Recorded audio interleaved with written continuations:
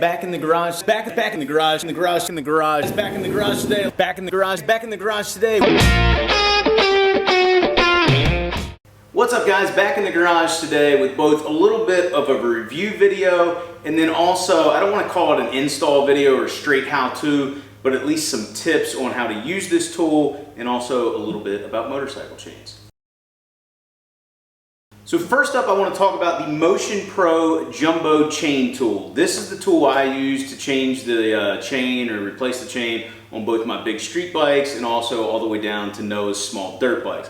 It will do just about any size chain available. Now, I am going to link it down in the description below. The first thing you're going to notice is it's not cheap, and there are cheaper versions available in the market. I mean, you can get one from Harbor Freight for probably like $20, where this one's probably going to run you a little over 5 times that. But there's a reason why I recommend this one or some other higher end chain tools as opposed to the cheaper ones, and one of it comes down to the components of this. This is basically a lifetime tool. Also, Motion Pro's been around for a long time, so if you were to break a component on it, it's easily replaceable and you can normally have it in a couple of days.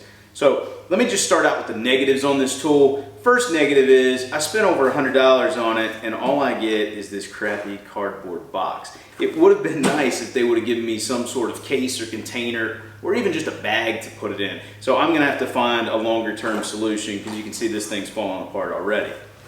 My next knock on it is you get 1 page of instructions. Now, if you've used tools like this in the past, that's probably fine. You already know how to operate it. But if you're new to changing out chains on a motorcycle, you've never done it before, these are lacking.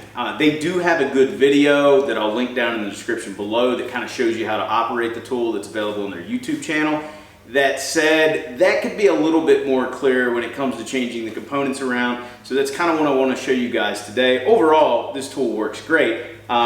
It'd just be nice if we had a little bit clearer instructions. So let me go over what's inside here, and then we're going to talk about a little bit about the different types of chains, the different types of master links, and what you need to do in order to get those on your bike securely. So inside the box, the first thing we're going to see is the tool body. This is what you're going to use for everything that you're going to use this tool for. You're going to need this. Some of the other components, it depends on what you're doing as to what you're going to need. The next thing you're going to see is the tool handle. This is actually going, depending on which way you're using it, it threads into the bottom of this tool. Lots of times when you're going to be using this tool, the chain is still going to be on your bike, or you're going to be working to get the new chain on your bike while it's on the sprocket. So this gives you something to have a little bit of leverage to hold on to it. It also doubles, it has a rubber cap here on the end. It doubles as a container for some of the attachments. I would recommend not using this as a container for the attachments, and I'll talk about that in just a moment. The next part is the body bolt, which is the big bolt, and the extractor bolt, which is the smaller bolt. This one's a 9/16, and I'll have to flash up on the screen what size this one is.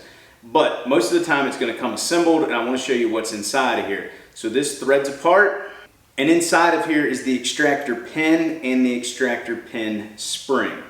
Here's your extractor pin. This is a hardened steel piece. I have managed to bend one already, but that was user error. But if you do break one of these, they're about $8 to replace. And here is your spring. Spring goes over top of here. It goes back down inside the body.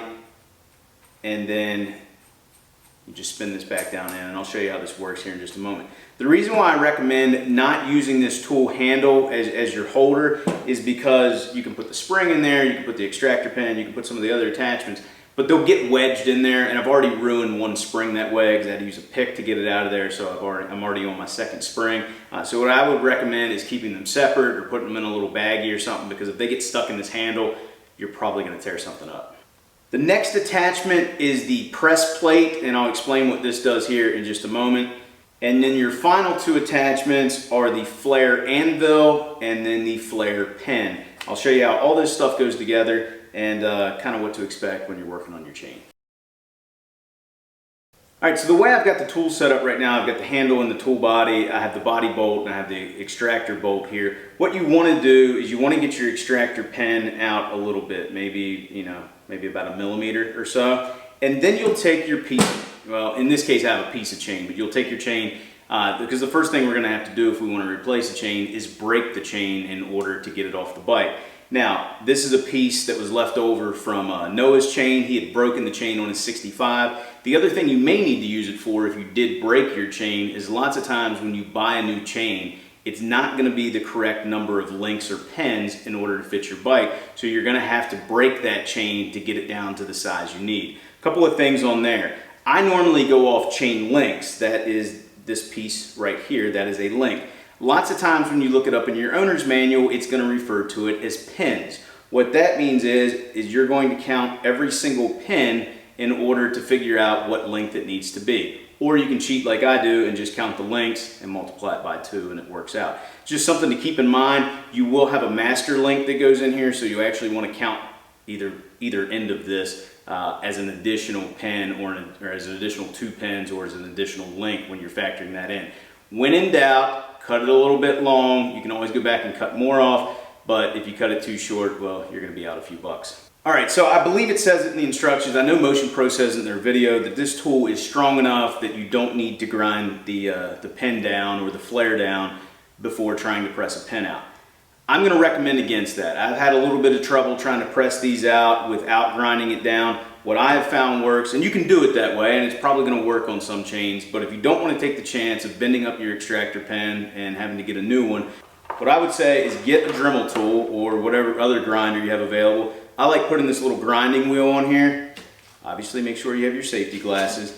And then wherever you need to break the chain, grind down that pin until it's about flush with the link, and then I'll show you what you need to do in order to press it out. It's just a little bit safer way to ensure that you're not going to break your extractor pin or bend your extractor pin on your tool. All right, so again, in most cases, you're probably going to be doing this on the bike, but I've just got this little length of chain here to show you kind of how this works. So you want to make sure your extractor pin is sticking out just a little bit, and then go ahead and spin the body bolt down in here until you just guesstimate it's somewhere near the width of chain you're working with. This is a 420 piece of chain. Most street bikes come with 520, 530, somewhere around that range. What you want to do, I'll tighten it down just a little bit too much.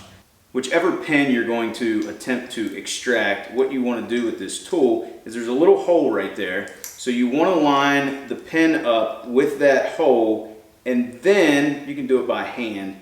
Just tighten the body bolt down a little bit so it's right over top the pin. That will hold it in place. From here on out, you don't want to mess with the body bolt. All you want to do is push, or not push, but spin the extractor bolt down. Easiest way to do that is just grab a socket.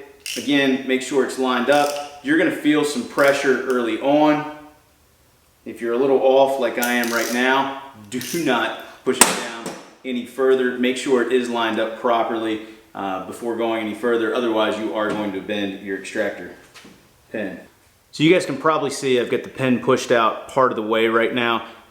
Normally you wouldn't take it out at this point, but I just wanted to show you what it looks like when the pin starts to press through the link.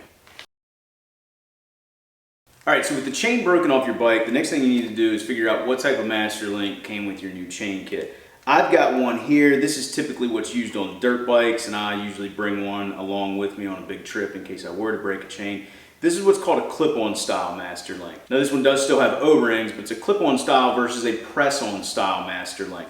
The press-on style master links, what I have on my KTM 1290 Super Adventure. Most of the other bikes here in the garage all have clip-on styles. Clip-on's pretty easy to do. What you need to do with it is it's usually going to come with some grease, and if it's an O-ring chain, you'll put the first 2 O-rings down on the pins, then you will liberally grease the pins, press them on to the end of your chain piece, the inner link there, and then put the O-rings on the outside, put the plate down on top, and then there's a little clip that just snaps on over top of the pins. There's a little spot there on the end of the pin that they clip onto.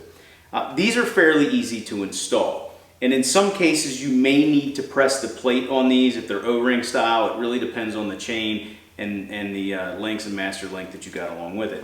In the case of the chain, like on my KTM 1290 Super Adventure that has the flared style pins, that's where you're going to have to grab your Motion Pro tool out once again. What you want to do is extract the extractor pin by turning the extractor bolt back out so it's no longer sticking out. And then you're going to grab your press plate. You see the press plate has 2 holes. That is to enable when we go to press the plate or the link back on so that the pins can push through here. And then there's also a little piece here. that's what goes back into your tool and holds it in place.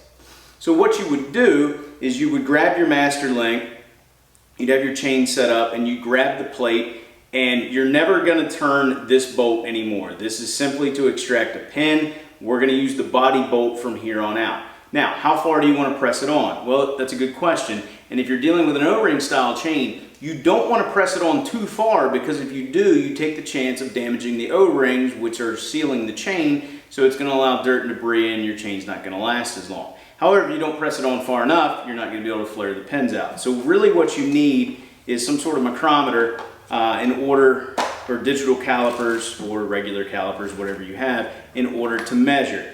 I've got a set of Matoyo digital calipers. These are highly accurate. They're also kind of expensive. I think they retail for over $200, but check out on eBay, Craigslist, stuff like that. You can usually find some that are in pretty good shape for much less money, and I picked mine up used.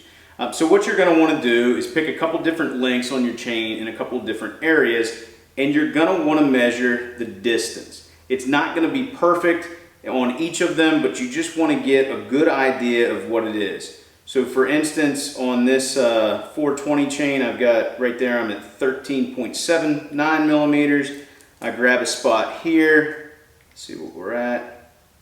I'm at 13.88. Grab another spot down here. I'm at 13.9. So what I would want to do is run this body bolt down, make sure you get some pressure on this press plate and pushing the link on there, and you're not going to know your first time. So just press it on a little bit so you feel it going on, and then pull this thing back off, get your calipers out and measure, see where you're at. That'll give you a good idea. You may have to do this 3 or 4 times in order to get it set right. So in this case, I'd want to shoot for around 13.9 millimeters. That would be good. That lets me know I'm in line with the rest of the chain. If you need to flare out the rivets on your chain, I'm going to explain how you do that next. So with your tool, you're going to pop your press plate back out. You're going to pull this body bolt out. With the body bolt out, down here on the end, you take a 9/16 inch socket.